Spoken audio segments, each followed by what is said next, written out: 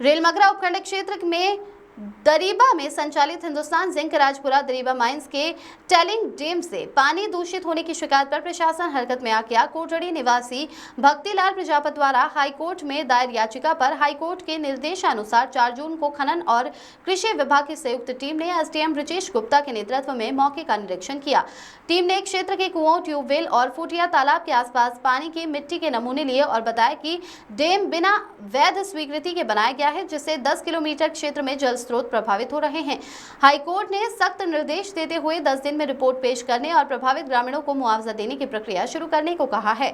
इससे पहले भी सैंपल लिए गए थे, लेकिन रिपोर्ट अधूरी थी। किसानों ने बताया कि हिंदुस्तान जिंक के अधिकारी के निर्देश पर जिंक के कर्मचारी बरसात के समय टेलिंग डैम के पानी को बरसात के बहते पानी में टेलिंग डैम पर लगे पाइप पर वॉल खोल देते, जिससे वो पानी कोटड़ी तालाब से होते हुए लुनेरा तालाब व भोपाल सागर तालाब में जाकर एकत्रित होता है। टेलिंग डैम के पानी के रिसाव से आसपास की उपजाऊ भूमि पूरी तरह खत्म हो रही है।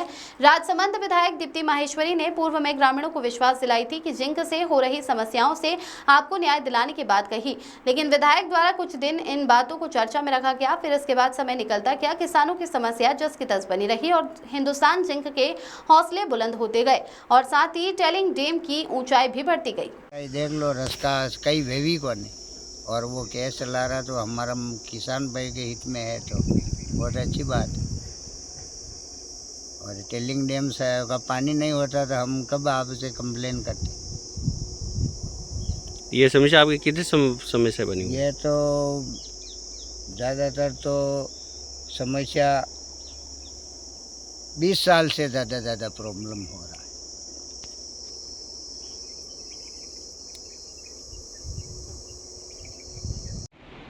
हाँ जी, आपका नाम? भगवतीलाल प्रजापत, सन ऑफ बक्सीराम प्रजापत, निवासी कोटड़ी। ये आपने जो हाई कोर्ट में अपील की है हिंदुस्तान जिंक के खिलाफ, इसके बारे में पूरा मामला समझाइए, क्या है? ये टेलिंग डैम जो माइंस द्वारा बनाया गया है, इसके कारण हमारे जो आसपास के ज़मीन और पानी वगैरह कुओं का है, ट्यूबवेल वगैरह का है, पीने का पानी जितना भी ख़राब हुआ है, उसके अगेंस्ट मैंने 2 साल पहले जोधपुर हाई कोर्ट के अंदर एक पब्लिक पिटीशन लगाई थी। उसके अंदर हमारा जो टोटल जितना ख़राब हो रहा है उन सब का डिटेल दिया हाई कोर्ट में।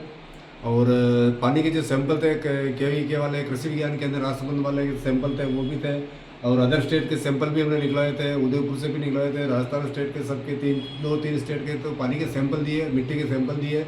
उसमें हिंदुस्तान जिंक के द्वारा जो ये डैम बनाया गया है, इलीगल डैम है, उसके कारण जो खराब हुआ उसकी पूरी पॉजिटिव रिपोर्ट निकली है, जो कि एक हिंदुस्तान जिंक के खिलाफ पूरी रिपोर्ट निकली है। तो इसका हमने सब हवाला देकर के हाई कोर्ट के अंदर केस किया। तो उसमें केस हाई कोर्ट ने जिंक लिमिटेड को और अपने राजसमंद के कलेक्टर साहब को और इनको जितने भी सरकारी डिपार्टमेंट है इन सबको नोटिस दिया है, उनको वार्निंग दी है कि भाई 10 दिन के अंदर इस आदमी ने जो पिटीशन लगा रखी है उसके अंदर क्या है, क्या मैटर है, क्या नहीं है, क्या सैंपल है, उन सब का इनसे जवाब मांगा है। और आने वाले टाइम पे करीब इस 20 तारीख को हमारी बहस हुई थी वहाँ पे हाई कोर्ट के अंदर, 20 मई को। उससे 10 दिन का टाइम दिया था, 10 दिन के 2 दिन लेट आए, लेकिन ये आए प्रशासन वाले। उसमें एसडीओ साहब थे ब्रजेश गुप्ता और उप तहसीलदार साहब वो थे। तहसीलदार तो यहाँ पे है नहीं रेलवे के अंदर, और के वाले कृषि विज्ञान केंद्र वाले भी आए थे, और खनन विभाग वाले वो भी सब जो अधिकारी थे वो आए थे। और यहाँ पे मौका मुआयना करके गए। डैम के आसपास में जो पानी निकालते हैं लोग, पानी जाता है हमारे गांव से, वही डैम से निकलते ही सीधा फुटिया तालाब के अंदर, फुटिया तालाब से सीधा हमारे तालाब के अंदर जाता है। जो आसपास का जो खराबा हुआ वो सब उनको बताया हमने।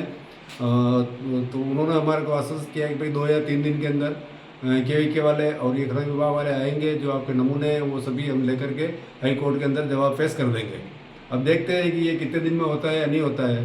कारण क्या है कि आज के करीब 6 महीने पहले जब ये बारिश हुई थी, उस समय भी बहुत खराब हुआ था हमारे यहाँ पे फसल वगैरह का। तो उस समय हमारी विधायक दीप्ति माहेश्वरी जी वो आई थी, और एसडीएम साहब वगैरह ये भी आए थे, और उनके साथ में 1-2 अधिकारी और भी आए थे।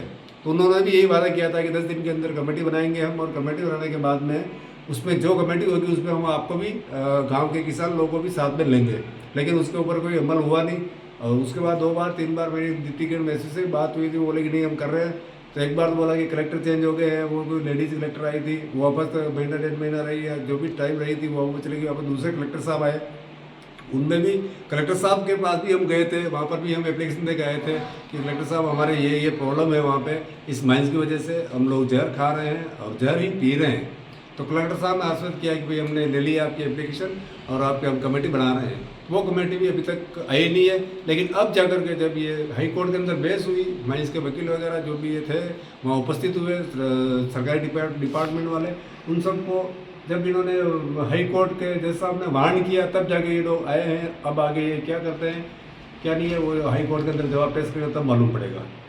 और इससे जो हमारे डैम की वजह से जो खराबा हो रहा है वो इतना है कि मतलब कोई सोच नहीं सकता है। आने वाली पीढ़ी यहाँ पे उसका जीना बहुत मुश्किल हो जाएगा, मतलब जी नहीं पाएंगे। और अभी जो इन्होंने एक नए तरीके से और भी ये मिट्टी जो निकाल रहे हैं, ये जो वेस्टेज मिट्टी इनका ढेर लगा रहे हैं चारों तरफ, डैम के आसपास में सब जगह कर रहे हैं। वो ढेर जब धूल उड़ती है तो ये टोटल हमारे आसपास 10 किलोमीटर एरिया के गाँव में, घरों में, और जो धूल के कण जो होते हैं श्वास लेते हैं तो श्वास के साथ हमारे शरीर में जा रहे हैं। और ये इतना खराब लेटगार इनका ये धूल जो रखी है बहुत ही नुकसानदायक चीज़ है।